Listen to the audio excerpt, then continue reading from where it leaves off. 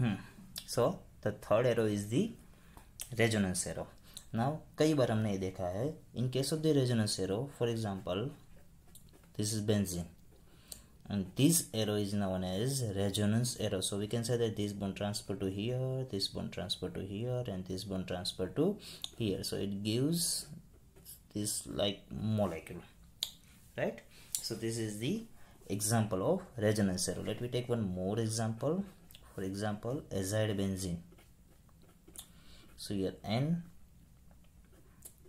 triple bond N. So here nitrogen carry 4 valencies, so it causes negative positive charge. This nitrogen 2 valencies, so this is the negatively charged. Now how resonance is take place? So here this bond transfer to here and this bond transfer to here. So the new molecule is not, we cannot say new molecule, so it gives this type of the molecule here, positive charge, and this nitrogen carry negative charge, right? This bond transfer to here, that's why it carry negativity charge. ये जो बीच वाला carbon nitrogen है उसकी 4 valency है, that's why it's a positively charged. So this is the example of resonance arrow. Now one more arrow. यहाँ तक जो हमने एरो देखा वो तो कई बार हमने डिस्कस किया होगा, कई बार स्टडी भी किया होगा. अगला जो है वो है डैश्ड एरो.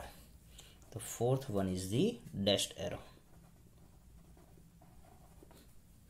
फोर्थ वन जो है वो डैश एरो है. ओके, डैश एरो मीन्स ऐसा होगा, ऐसा टाइप होगा dash arrow, right? Okay, dash arrow में क्या रहता है? For example this is benzene and it is converted to here, suppose NO2, and here suppose like this any molecules. So this dash arrow showcase that conversion from this to this might be possible,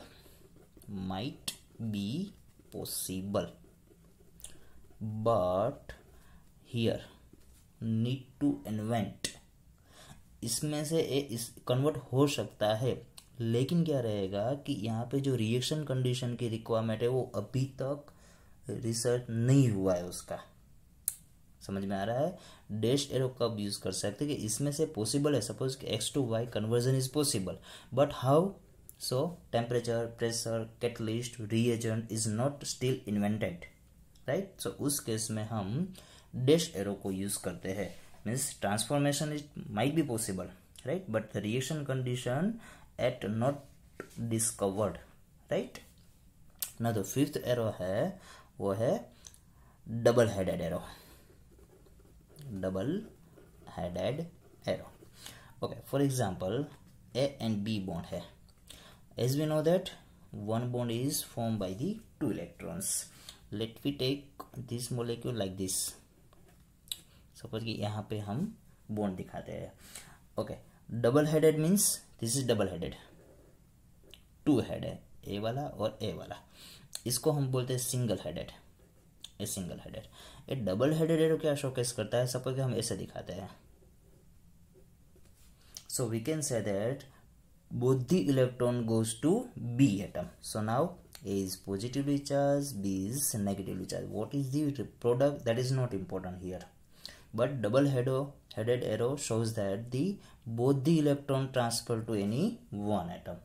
Like, and suppose we discuss same single headed arrow.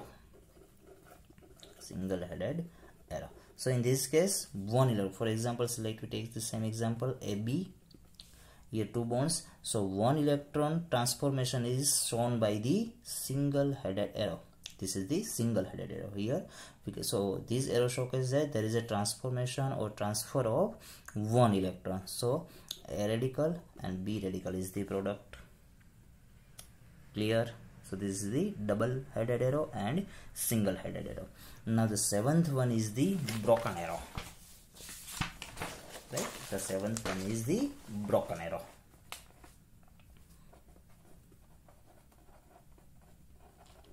Okay, dash arrow में हमने क्या दिखाया कि हमारे पास reaction condition unknown है. Suppose let we take one example. Suppose A वाला कोई रिएक्शन है, इसमें से एक कन्वर्जन हो रहा है. हम ऑन पेपर तो ऐसे दिखा दिया कि यहाँ फ्लोरीन की कन्वर्जन, फ्लोरीन का रिप्लेसमेंट आयोडीन से हो गया, लेकिन इन actual it is not possible. Fluorine is never substituted by the iodine. So this not possible reaction can be shown by the broken arrow.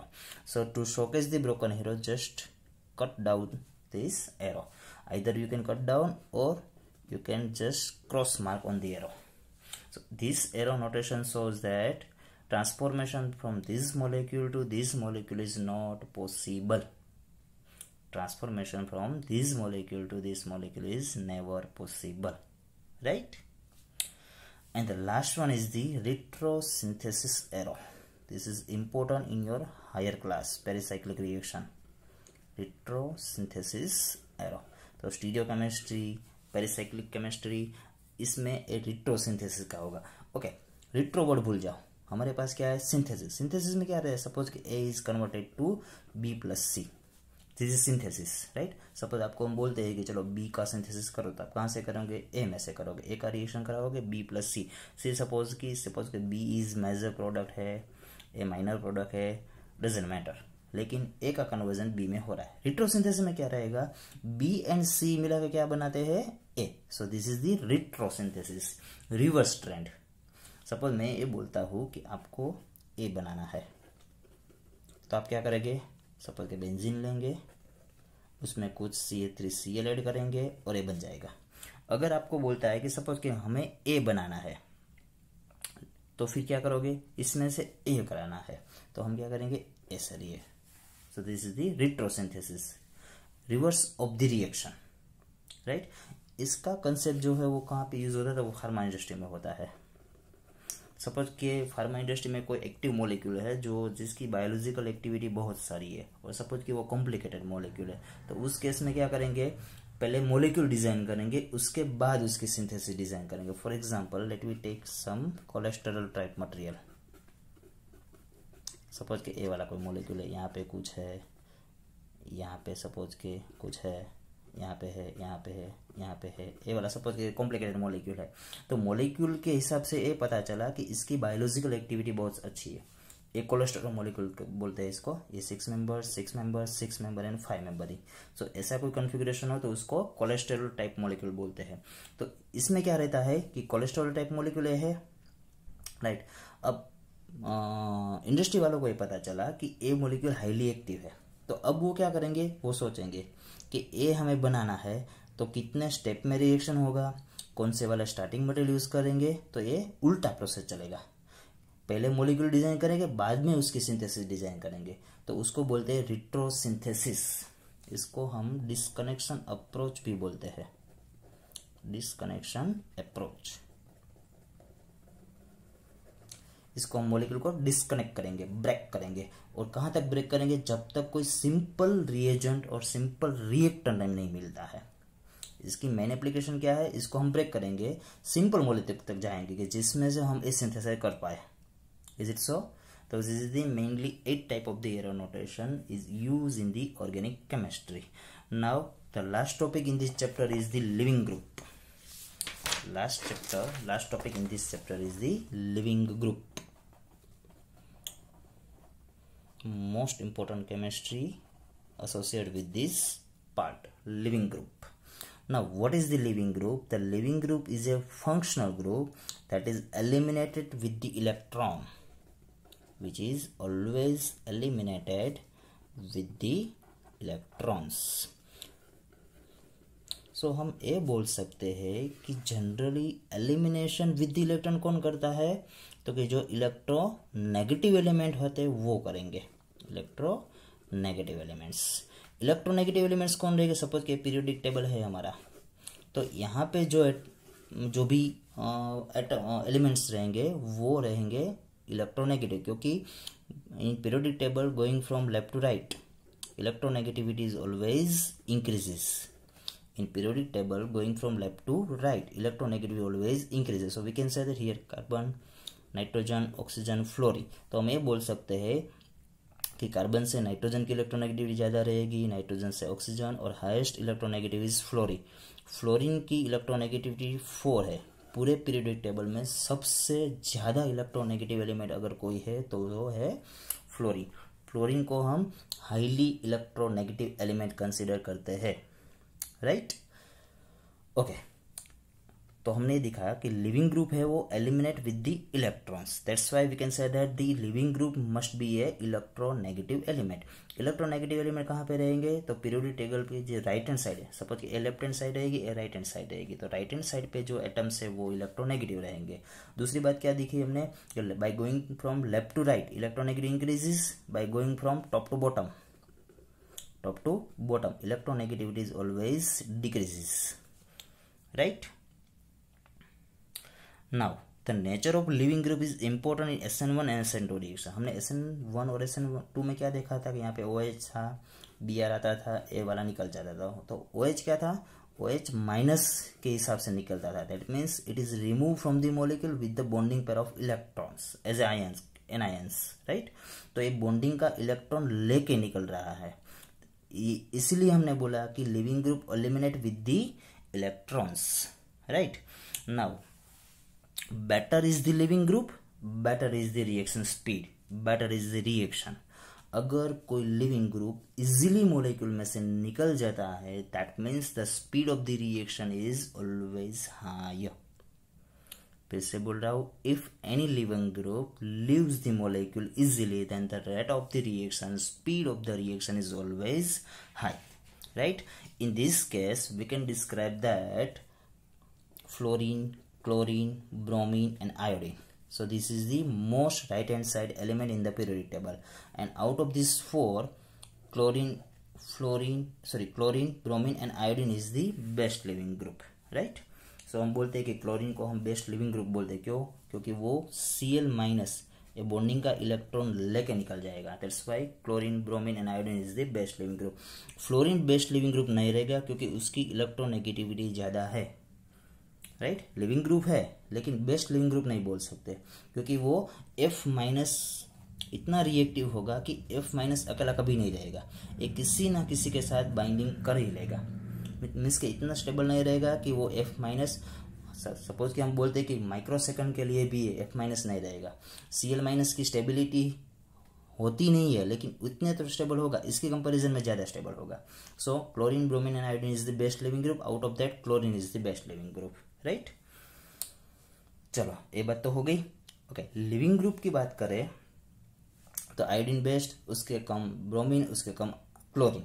अगर ट्रेंड हम देखें तो क्लोरीन से ज़्यादा ब्रोमीन की इलेक्ट्रोनेगेटिव, ब्रोमीन के ज़्यादा आयोडीन की इलेक्ट्रॉन, क्यों, क्योंकि इसकी साइज ज़्यादा है। अगर हम पीरियोडिक टेबल में टॉप टू बॉटम जा रहे हैं तो साइज इंक्रीज होगी, साइज इंक्रीज, सपोज के क्लोरीन इतना है, ब्रोमीन उससे बड़ा है, आयोडीन उससे भी बड़ा है, तो बड़ा वाला एटम इजीली मॉलिक्यूल को लीव करेगा। So in this case iodine is the best living group, right. If we consider the size, then iodine is the best living group. If we consider the electronegativity, then the chlorine is the best living group. In short, halogens in halogens, chlorine, bromine, and iodine is the best living group, right? Second thing, the living group ability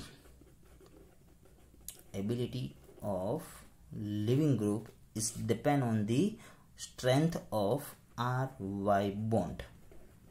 strength of R-Y bond, Y is the leaving group, Y क्या है, living group है। Suppose हमें बोलते हैं कि इसकी strength ज़्यादा है, ये R और Y का जो बॉन्ड है वो स्ट्रॉन्ग है, that means Y can not easily remove from this molecule. अगर इसकी बॉन्ड स्ट्रेंथ कम रहेगी that means it can easily eliminate from the molecule. Second this is first one, strength of R and Y bond। The second factor which affect the ability of living group is the stability of living group। अभी मैंने बोला कि iodine है वो best living group नहीं है क्योंकि इसकी स्टेबिलिटी नहीं है। ये तीनों बेस्ट लिविंग ग्रुप है, क्यों, क्योंकि इसकी स्टेबिलिटी मिलेगी, Cl minus, Br minus, I minus, वो स्टेबल होंगे, इसलिए वो बेस्ट लिविंग ग्रुप है। सो strength and the stability of living group is factor which is effect on the living group ability of any group. Let me take one more example of living group. The best living group which is used in the current market, current any reaction. So three type of the living group are currently used. One is tosylate, second one is triplet, and the third one is the mesylate. Right? Tosylate, triplet and mesylate. Tosyl, suppose इसको हम बोलते हैं toluene. Benzene having this methyl group, this is known as toluene. And if in para position sulfonate group is there, so this is known as tosylate. What is triplet? Trifluoro CF3, and here same sulfonate group, so this is known as triplet. Right? Mesylate, methyl से याद रखो, ये trifluoro से याद रखो, ये टोसाइल से toluene से याद रखो, ट्राइफ्लोरो से ये वाला ट्रिपलेट याद रखो, और methyl CH3, and here same. So this is the mesylate. So this is the 3 living group which are currently used in the organic reaction. So here the chapter 1 is over. Right? Now we are going to in next lecture we are going to start our next chapter, that is the organic reaction. Okay, have a nice day, happy learning.